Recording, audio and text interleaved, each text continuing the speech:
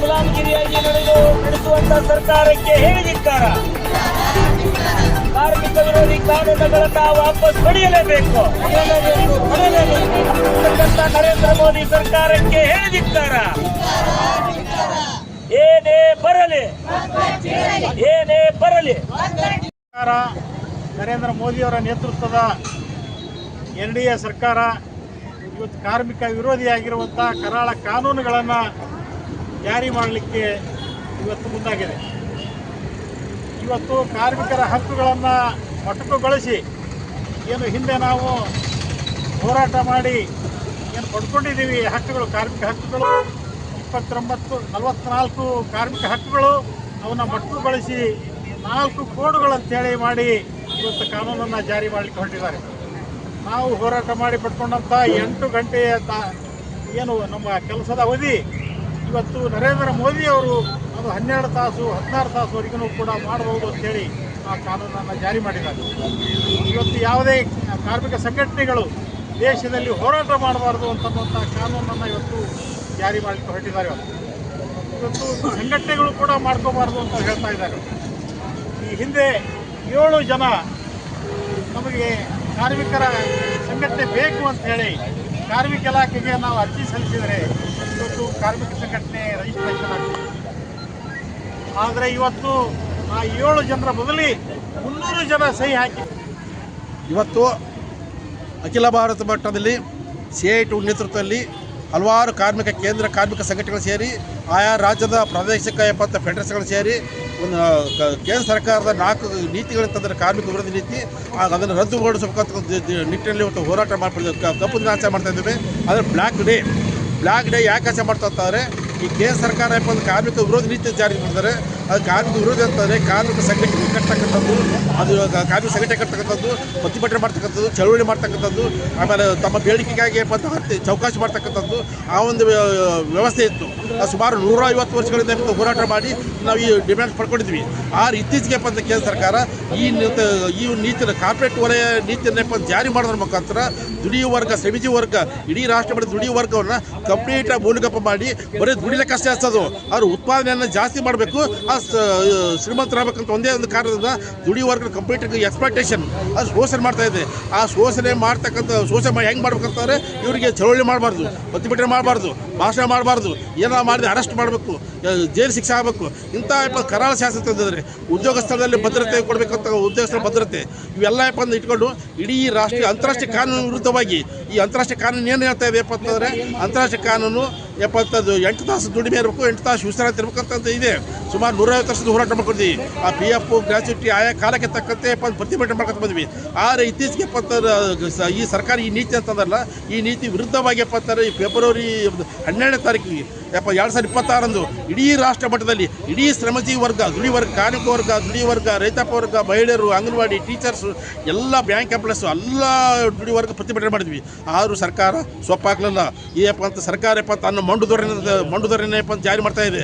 ಇವ್ರು ಏನು ಮಾಡ್ತಾರೆ ಅಂತಕ್ಕಂಥದ್ದು ತಾವೇನೋ ಅಂದ್ಕೊಂಡಿರ್ಬೋದು.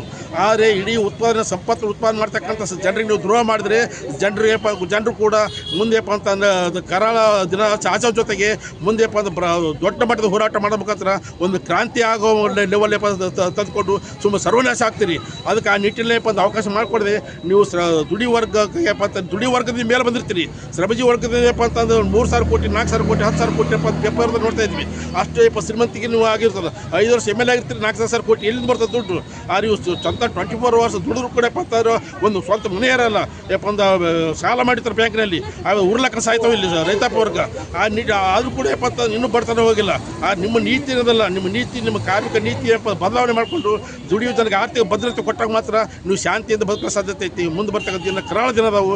ಅದಕ್ಕೆ ನೀವು ಎಚ್ಚೆತ್ಕೊಳ್ಬೇಕು. ಕೇಂದ್ರ ಸರ್ಕಾರ ಅಂತಕ್ಕಂಥದ್ದು ಕಾರ್ಪೊರೇಟ್ ಡೀಲನ್ನು ಬಿಟ್ಟು ಶ್ರಮಜೀವಿ ದುಡಿಯುವ ವರ್ಗ ಪರವಾಗಿ ನೀವು ಪ್ರಮಾಣ ವಚನ ಸ್ವೀಕಾರ ಮಾಡಿ ಪ್ರಕಾರ ಜನರಿಗೆ ಆರ್ಥಿಕ ಅಭಿವೃದ್ಧಿ ಮಾಡಬೇಕು ಅಂತಕ್ಕಂಥದ್ದು ಈ ಸಂದರ್ಭ ನಾನು ಹೇಳಕ್ಕೆ ಇಷ್ಟಪಡ್ತಾ ಇದ್ದೀನಿ. ನನ್ನ ಹೆಸರು ಸುರೇಶ್ ಜಿಬಿ ಅಂತೇಳಿ CITU ಅಂತ ಸಹಸಂಚಾಲಕ. ಇಡೀ ದೇಶದಾದ್ಯಂತ ಜಂಟಿ ಕಾರ್ಮಿಕ ಸಂಘಟನೆ ಕರೆಯ ಮೇರೆಗೆ ಕೇಂದ್ರ ಸರ್ಕಾರ ತರಲಿಕ್ಕೆ ಹೊರಟಿರುವಂಥ 4 ಕೋಡ್ಗಳು, ಕಾರ್ಮಿಕರ ಕೋಡ್ಗಳನ್ನು ಜಾರಿ ಮಾಡಲಿಕ್ಕೆ ಇವತ್ತು ಏಪ್ರಿಲ್ 1ರಂದು ಕೇಂದ್ರ ಸರ್ಕಾರ ಮುಂದಾಗಿದೆ. ಇವು ಕಾರ್ಮಿಕರಿಗೆ ಒಂದು ಮರಣ ಶಾಸನ ಇದ್ದಂಗೆ. ಸುಮಾರು 100-150 ವರ್ಷಗಳಿಂದ ಹೋರಾಟ ಮಾಡಿಕೊಂಡು ಬಂದಂಥ ಈ ಒಂದು ಹಕ್ಕುಗಳನ್ನು ಇವತ್ತು ಮೊಟಕುಗೊಳಿಸುವಂಥ ಒಂದು ಪರಿಸ್ಥಿತಿ ನಿರ್ಮಾಣ ಆಗ್ತಾ ಇದೆ ಈ ಒಂದು ಕಾನೂನುಗಳಲ್ಲಿ. ಹಾಗಾಗಿ ಈ ಕರಾಳ ಕಾನೂನನ್ನು ವಿರೋಧಿಸಿ ಇವತ್ತು ಇಡೀ ದೇಶದಾದ್ಯಂತ ಕರಾಳ ದಿನ ಅಂಥೇಳಿ ಆಚರಿಸಲಿಕ್ಕಿದ್ದಾರೆ. ಕೇಂದ್ರದ ಇಡೀ ರಾಷ್ಟ್ರ ಮಟ್ಟದಲ್ಲಿ JCTU ಕರೆ ಮೇರೆಗೆ ಈ ಒಂದು ಹೋರಾಟಗಳು ನಡೀತಾ ಇದೆ. ಕರ್ನಾಟಕದಲ್ಲಿ CITU ನೇತೃತ್ವದಲ್ಲಿ ಈ ಒಂದು ಹೋರಾಟ ನಡೀತದೆ. ಅದರ ಭಾಗವಾಗಿ ಇವತ್ತು ಬಿಜಾಪುರದಲ್ಲಿ ನಾವು ಕೂಡ ಈ ಕರಾಳ ಕಾನೂನಿನ ವಿರುದ್ಧ ನಾವು ಹೋರಾಟ ಮಾಡ್ತಾ ಇದ್ದೀವಿ. ಹಾಗಾಗಿ ಇವತ್ತು ಕೇಂದ್ರ ಸರ್ಕಾರ ತರಲಿಕ್ಕೆ ಹೊರಟಿರುವಂಥ ಈ ಕಾನೂನಿಂದ ಕಾರ್ಮಿಕರನ್ನು ಇವತ್ತು ಗುಲಾಮಗಾರ ರೀತಿಯಲ್ಲಿ ಇವತ್ತು ಟ್ರೀಟ್ ಮಾಡುವಂಥ ಒಂದು ಕಾನೂನು ಇದಾಗಿದೆ. ಈ ಕಾರ್ಮಿಕರ ದುಡಿಮೆಯನ್ನು ಇವತ್ತು ದೋಚುವಂಥ ಒಂದು ಕೆಲಸ ಆಗ್ತಾಯಿದೆ. 8 ಗಂಟೆ ದುಡಿಮೆ ಹೋಗಿ ಇವತ್ತು 12 ಗಂಟೆ 16 ಗಂಟೆ ದುಡಿಮೆಯನ್ನು ಇವತ್ತು ಸರ್ಕಾರ ತರಲಿಕ್ಕೆ ಹೊರಟಿದೆ. ಮತ್ತು ಹೋರಾಟ ಮಾಡಬಾರ್ದು ಅಂತ ಹೇಳ್ತಾ ಇದ್ದಾರೆ. ಹೋರಾಟ ಮಾಡಬಾರ್ದು, ಯೂನಿಯನ್ ಕಟ್ಕೋಬಾರ್ದು ಅನ್ನೋಂಥ ರೀತಿಯಲ್ಲಿ ಇವತ್ತು ಸರ್ಕಾರ ಮುಂದಾಗಿದೆ. ಇವತ್ತು ಹೋರಾಟ ಮಾಡಿದ್ದೇ ಆದರೆ ಅವರಿಗೆ ಜೈಲು ಮತ್ತೊಂದು ಶಿಕ್ಷೆಯನ್ನು ವಿಧಿಸುವಂಥ ರೀತಿಯಲ್ಲಿ ಕರಾಳ ಕಾನೂನಲ್ಲಿ ಇವತ್ತು ಅಧಿನಿಯಮಗಳನ್ನು ಇಟ್ಟಿದ್ದಾರೆ. ಹಾಗಾಗಿ ಒಂದು ರೀತಿಯಲ್ಲಿ ಈ ದೇಶದ ಸಂಪತ್ತನ್ನು ಕಾರ್ಮಿಕರು ಉತ್ಪಾದನೆ ಮಾಡಬೇಕು, ಆದರೆ ಅದಕ್ಕೆ ಪ್ರತಿಫಲವಾಗಿ ದುಡಿಮೆಯ ಹಕ್ಕನ್ನು ಅಥವಾ ವೇತನವನ್ನು ಪಡಿಬಾರ್ದು ಅಂಥೇಳಿ ಅನ್ನುವಂಥ ರೀತಿಯಲ್ಲಿ ಕೇಂದ್ರ ಸರ್ಕಾರ ಮುಂದಾಗಿದೆ. ಇದು ಕಾರ್ಮಿಕರಿಗೆ ಮತ್ತು ದುಡಿಯುವ ವರ್ಗಕ್ಕೆ ಇದು ತೀವ್ರವಾದಂಥ ಒಂದು ವಿರೋಧ ಆಗಿದೆ. ಹಾಗಾಗಿ ಈ ಕಾನೂನು ಜಾರಿಯಾಗಬಾರ್ದು.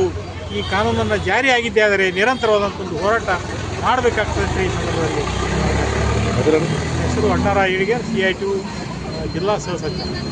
ಇವತ್ತು CITUನ ನೇತೃತ್ವದಲ್ಲಿ ಕರಾಳ ದಿನವನ್ನಾಗಿ ಆಚರಣೆ ಮಾಡುವುದರ ಮೂಲಕ ಅಂಬೇಡ್ಕರ್ ಸರ್ಕಲ್ದಲ್ಲಿ ಇವತ್ತು CITU ನೇತೃತ್ವದಲ್ಲಿ ಪ್ರತಿಭಟನೆ ಮಾಡಿದ್ದೇವೆ.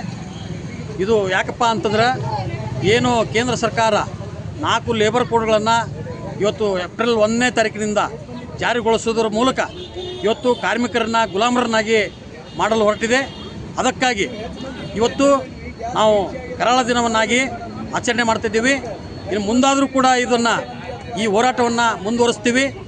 ಯಾಕಪ್ಪ ಅಂತಂದರೆ ಇವತ್ತು ಕಾರ್ಮಿಕರ ಹಕ್ಕುಗಳನ್ನೆಲ್ಲ ಕಸಿಗೊಳ್ಳೋದ್ರ ಮೂಲಕ ಏನು ಕಾರ್ಮಿಕರಿಗಾಗಿ 44 ಕಾನೂನುಗಳಿದ್ದು ಆ ಕಾನೂನುಗಳನ್ನು ರದ್ದುಗೊಳಿಸೋದ್ರ ಮೂಲಕ ಇವತ್ತು 4 ಸಂಹಿತೆ ಅಂತೇಳಿ ಮಾಡಿ, ಅದು 4 ಸಂಹಿತೆ ಯಾರ ಪರವಾಗಿಪ್ಪ ಅಂತಂದ್ರೆ ಮಾಲೀಕರ ಪರವಾಗಿ, ಕೆಲಸ ತಗೊಳ್ಳೋರ ಪರವಾಗಿ ಈ ಕೇಂದ್ರ ಸರ್ಕಾರ ಮಾಡಿದೆ.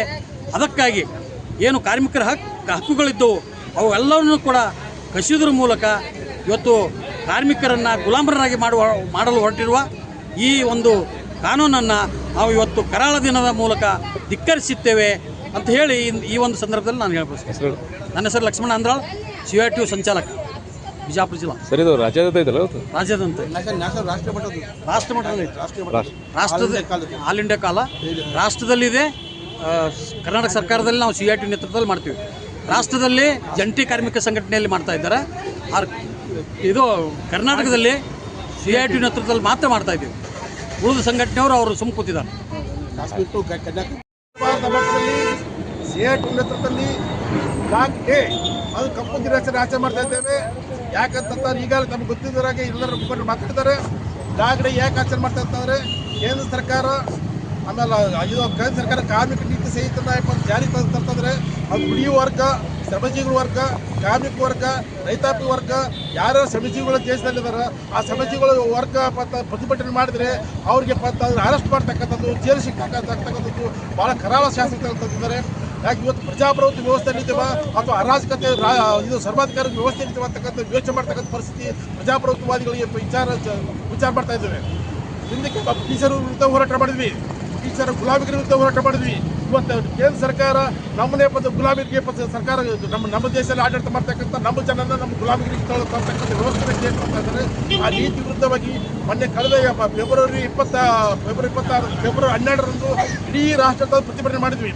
ಆದರೆ ಆ ಪ್ರತಿಭಟನೆಗೆ ಈ ಸರ್ಕಾರ ಯಾವುದೇ ರೀತಿಯ ಸೊಪ್ಪಾಗಲಿಲ್ಲ.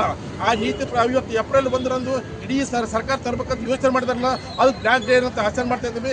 ಈ ನೀತಿ ದುಡಿಯುವ ವರ್ಗ, ಶ್ರಮಿಸುವ ವರ್ಗ ಹೋರಾಟ ಸುಮಾರು 150 ವರ್ಷಗಳಿಂದ ಹೋರಾಟ ಮಾಡಿಕೊಂಡು 8 ತಾಸು ದುಡಿಮೆ, 8 ತಾಸು ವಿಶ್ರಾಂತಿ ಅಂತಕ್ಕ ನಾವೇನು ಇಂಟರ್ನ್ಯಾಷನಲ್ ಡೇ ಅಂತಾರಾಷ್ಟ್ರೀಯ ಕಾಯ್ದೆ ಅಂತ ತಂದಿದ್ದಾರೆ. ಆ ಅಂತಾರಾಷ್ಟ್ರೀಯ ಕಾಯ್ದೆ ವಿರುದ್ಧವಾಗಿ ಕೇಂದ್ರ ಸರ್ಕಾರ ಕೆಲಸ ಮಾಡ್ತಾ ಇದೆ. ಈ ಒಂದು ಪ್ರಜಾಪ್ರಭುತ್ವ ವ್ಯವಸ್ಥೆಯಲ್ಲಿ ಈ ರೀತಿ ಜಾರಿ ಮಾಡಿದ್ರೆ ಇಡೀ ಶ್ರಮಿಕ ವರ್ಗ, ಪ್ರಜಾಪ್ರಭುತ್ವ ಹಕ್ಕುಗಳನ್ನು ದುರ್ಬಳಸ್ತಕ್ಕಂಥದ್ದು, ಪ್ರಶ್ನೆ ಮಾಡಬಾರ್ದು, ಪತ್ರಿಕೆಯ ಮೀಟಿಂಗ್ ಮಾಡಬಾರ್ದು, ಚಳವಳಿ ಮಾಡಬಾರ್ದು. ಈ ಚಳವಳಿ ಮಾಡೋದು ಯಾಕೆ ಅಂತಾರೆ, ನಮ್ಮ ಹಕ್ಕುಗಳನ್ನ ದುಡಿಯುವ ವರ್ಗ, ಶ್ರಮಿಕೋದ್ಯೋಗಿಗಳ ವರ್ಗ ಆರ್ಥಿಕವಾಗಿ ಅಭದ್ರತೆ ಇದ್ದಾಗ ಆರ್ಥಿಕ ಸಮಸ್ಯೆ ಇಟ್ಕೊಂಡು ನಾವು ಸರ್ಕಾರದ ಪ್ರತಿಭಟನೆ ಮಾಡ್ತೀವಿ. ಸರ್ಕಾರದ ಕೈಗಾರಿಕೆ ನೀತಿ ಆಗಿರ್ಬೋದು, ಕೃಷಿ ನೀತಿ ಆಗಿರ್ಬೋದು, ಕಾರ್ಮಿಕ ನೀತಿ ಆಗಿರ್ಬೋದು. ಕಾರ್ಮಿಕ ವರ್ಗರಪ್ಪ ಅಂತ ಸಭೆ ಬಡಿದ್ರೆ ಉತ್ಪಾದನೆ ಇನ್ನೂ ಜಾಸ್ತಿ ಆಗುತ್ತೆ. ನಾವು ಬಂಡವಾಳ ಇನ್ನೂ ಶ್ರೀಮಂತರಾಗ್ತೀವಿ, ಬಡವರಾಗಿರ್ಬೇಕು, ಶ್ರೀಮಂತರಾಗಿರ್ಬೇಕು ಅಂತಕ್ಕಂಥ ನೀತಿ ಇದಲ್ಲ. ಆ ನೀತಿನಪ್ಪ ಅಂತ ನಾವು ಖಂಡನೆ ಮಾಡ್ತೀವಿ. ಈ ಕೆಳವರ್ಗವರೆಗೆ ಮೇಲೆ ಕೆತ್ತಿಸ್ಬೇಕು. ನೀವೇನಪ್ಪ ಅಂತ ಸರ್ಕಾರ ಆಡಳಿತ ಮಾಡ್ತಕ್ಕ ಸಂದರ್ಭದಲ್ಲಿ ಏನು ಪ್ರಮಾಣ ವಚನ ಸ್ವೀಕಾರ ಮಾಡಿದ್ರಿ? ಕೇಂದ್ರ ಸರ್ಕಾರ ಆಗಿರ್ಬೋದು, ರಾಜ್ಯ ಸರ್ಕಾರ ಆಗಿರ್ಬೋದು, ಇಡೀ ಜನತೆಯ ಕಲ್ಯಾಣ ರಾಷ್ಟ್ರ ಮಾಡ್ತೀವಿ, ಎಲ್ಲ ಜನರಿಗೆ ಸರ್ವೋದಯ ಜನರಿಗೆ ಉದ್ಯೋಗ ಕೊಡ್ತೀವಿ, ಇಡೀ ಎಲ್ಲ ಕ್ಷೇಮ ಅಭಿವೃದ್ಧಿ ಮಾಡ್ತೀವಿ ಅಂತಕ್ಕಂಥ ಪ್ರಮಾಣ ಮಾಡ್ತೀವಿ. ಆ ಪ್ರಮಾಣ ವಿರುದ್ಧವಾಗಿ ವರ್ತನೆ ಮಾಡ್ತಾ ಇದ್ದೀರಿ. ಇಲ್ಲಿ ಜನ ಆಕ್ರೋಶಗೊಂಡಿದ್ದಾರೆ. ನಾಳೆ ಮುಂದೆ ಬರ್ತಕ್ಕಂಥ ದಿನಗಳಲ್ಲಿ ಇನ್ನೂ ಕೂಡ ಉಗ್ರ ಪ್ರತಿಭಟನೆ ಆಗುತ್ತೆ. ಆ ನಿಟ್ಟಿನಪ್ಪ ಅಂತ ನೀವು ಪ್ರಜಾಪ್ರಭುತ್ವ ತತ್ವಗಳಿಗೆ ಅಳವಡಿಸಿಕೊಳ್ಳಬೇಕು. ಇದರಲ್ಲಿ ರಾಜಕೀಯ ಇಡೀಯಾಗಿ ವ್ಯವಸ್ಥೆ ಇನ್ನು ವಿರುದ್ಧ ತಿರುಗಿ ಬೀಳೋದ್ರಲ್ಲಿ ಸದ್ಯ ಎಲ್ಲ ಬೇರೆ ಬೇರೆ ನೇಪಾಳದಲ್ಲಿ ನೋಡಿರ್ಬೋದು. ಆ ಥರ ಘಟನೆಗಳಪ್ಪ ಇಂಡಿಯಾ ದೇಶದಲ್ಲಿ ಆಗುವ ಸೂಚನೆಗಳಪ್ಪ ಮತ್ತೆ ಈಗ ಇಡೀ ಥರ ದಂಗೆ ಹೇಳ್ತಕ್ಕಂಥ ಪರಿಸ್ಥಿತಿ ನಿರ್ಮಾಣ ಆಗ್ತಾ ಇದೆ. ಕುಡಿಯುವ ವರ್ಗ ಯಾಕಂದರೆ ಆರ್ಥಿಕ ಭದ್ರತೆ ಇರೋದ್ರೆ ಸಮಸ್ಯೆಗಳಾಗ್ತಾವೆ. ಅದು ಜನ ಪ್ರತಿಭಟನೆ ಮಾಡೋದು ಅನಿವಾರ್ಯ, ದೊಡ್ಡ ಹೋರಾಟ ಆಗ್ತಾವೆ. ಅದಕ್ಕೆ ಈ ಒಂದು ಬ್ಲ್ಯಾಕ್ ಡೇನ ಆಚರಣೆ ಮಾಡ್ತಾ ಇದ್ವಿ. ಈ ಬ್ಲ್ಯಾಕ್ ಡೇ ಸರ್ಕಾರ ಮೆರವಣಿಗೆ ಸರ್ಕಾರ ಈ ರೀತಿಯ ಕೂಡಲೇ ಈ ತಕ್ಷಣವೇ ಕಾರ್ಮಿಕ ಪೂರ್ಣವೇ ರದ್ದುಗೊಳಿಸಿ ಅಲ್ಲಿನ ವ್ಯವಸ್ಥೆಯನ್ನು ಜಾರಿಗೊಳಿಸಬೇಕು ಅಂತಕ್ಕಂಥದ್ದು ಇಲ್ಲಿ ಹೇಳಕ್ಕೆ ಇಷ್ಟಪಡ್ತಾ ಇದ್ದೀನಿ. ನನ್ನ ಹೆಸರು ಸುರೇಶ್ ಜೀವಿ ಅಂತೇಳಿ CI2 ಉಪಸಂಚಾಲಕ. ದೇಶದಲ್ಲಿ ಎಲ್ಲ ಕಾರ್ಮಿಕ ಸಂಘಟನೆಗಳು ಹೋರಾಟವನ್ನು ಈ ಒಂದು ಕಪ್ಪು ಬಟ್ಟೆಯನ್ನು ಕಟ್ಟಿಕೊಂಡು ಧರಿಸಿಕೊಂಡು ಹೋರಾಟವನ್ನು ನಡೀತಾ ಇದೆ. ಇವತ್ತು ನಮ್ಮ ದೇಶದ ಆಳುವಂಥ ನರೇಂದ್ರ ಮೋದಿ ಸರ್ಕಾರವನ್ನು ತಾನು ತಿಳ್ಕೋಬೇಕು. ಇಡೀ ದೇಶದಲ್ಲಿ ದುಡಿಯುವ ವರ್ಗದಿಂದನೇ ದೇಶ ನಡೀತಾ ಇದೆ. ದುಡಿಯುವ ವರ್ಗ ಇಲ್ಲ ಅಂದರೆ ದೇಶನೇ ನಡೆಯಲ್ಲ ಅನ್ನೋದು ಸರ್ಕಾರಕ್ಕೆ ಗೊತ್ತಾಗಬೇಕು. ಯಾಕೆಂದರೆ ಇಡೀ ದೇಶದಲ್ಲಿ ಏನಾದರೂ ಒಂದು ಕಡ್ಡಿ ಅಳಿಗಾಡಬೇಕು ಅಂತಂದ್ರೂ ಕೂಡ ಕಾರ್ಮಿಕರು ಬೇಕು, ದುಡಿಯೋ ವರ್ಗ ಬೇಕು.